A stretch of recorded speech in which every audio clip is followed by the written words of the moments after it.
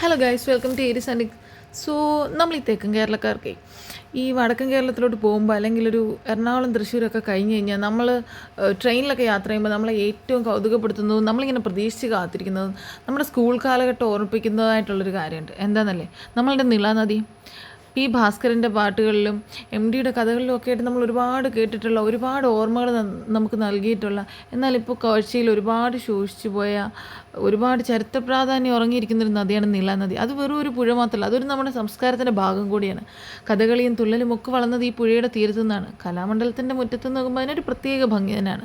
നമ്മുടെ ട്രെയിൻ യാത്രകളിലൊക്കെ തന്നെ നമ്മളുടെ ഓർമ്മകളിൽ തങ്ങി നിൽക്കുന്നതും നമ്മൾ ഷൊർണൂരിനോട് ക്കുന്നതിനനുസരിച്ച് നമ്മളിങ്ങനെ കാത്തിരിക്കുന്ന ഒരു കാര്യമാണ് ഭാരതപ്പുഴ എവിടെ നീളാനദിയെ കാണുന്നതിനെ പറ്റി. നീള എന്ന പേര് നമ്മുടെ ഓർമ്മകളിൽ എപ്പോഴും ഉറങ്ങിക്കിടക്കുന്ന ഒരു വളരെ പ്രധാനപ്പെട്ടൊരു നദിയാണ്. നമ്മുടെ പഠിത്ത കാലഘട്ടങ്ങളിൽ, നമ്മുടെ സ്കൂൾ കാലഘട്ടങ്ങളെ ഓർമ്മിപ്പിക്കുന്ന ഒന്നാണ്.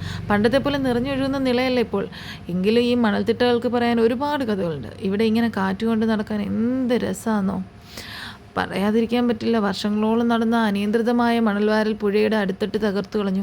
മണലില്ലാതായതോടെ പുഴയ്ക്ക് വെള്ളം സംഭരിച്ച് നിർത്താനുള്ള ശേഷി പൂർണ്ണമായും നഷ്ടപ്പെട്ടു. അങ്ങനെ നമ്മുടെ നിള പയ്യെ നശിച്ചു വരികയായിരുന്നു.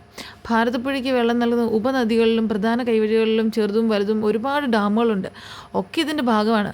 തമിഴ്നാട്ടിൽ നിന്നുള്ള വെള്ളവും ഡാമിൽ കുടുങ്ങുന്നു. പുഴയിലേക്ക് സ്വാഭാവികമായി ഒഴുകിയെത്തേണ്ട വെള്ളം പലയിടത്തായി തടഞ്ഞു നിർത്തപ്പെടുമ്പോൾ താഴേക്ക് എത്തുമ്പോഴേക്കും പുഴ ഇല്ലാണ്ടായിക്കൊണ്ടിരിക്കും. നിളയുടെ ഉത്ഭവം പശ്ചിമഘട്ടത്തിലെ ആനമലയിൽ നിന്നാണ്. അവിടെ നിന്നുണ്ടായിരുന്ന കാടുകൾ വെട്ടിത്തെളിച്ചപ്പോൾ അങ്ങനെ വനനശീകരണം പുഴയുടെ നാശത്തിലേക്ക് ഒരുപാട് നയിച്ചിട്ടുണ്ട്. ഈ മണൽത്തിട്ടയിൽ ഇരിക്കുമ്പോൾ ഭയങ്കര ഭംഗി ഫീൽ ചെയ്യും നമുക്ക് ഈ ട്രെയിനിൽ യാത്ര ചെയ്യുമ്പോൾ ഇത് കണ്ടുകൊണ്ട് പോകുമ്പോഴും.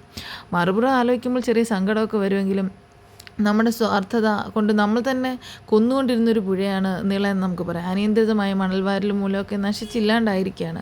നിളാനദി ഭാരതപ്പുഴ നിറഞ്ഞൊഴുകുന്ന ഒരു കാലഘട്ടം നമുക്ക് ഓർമ്മകൾ മാത്രമായി വരികയാണ്.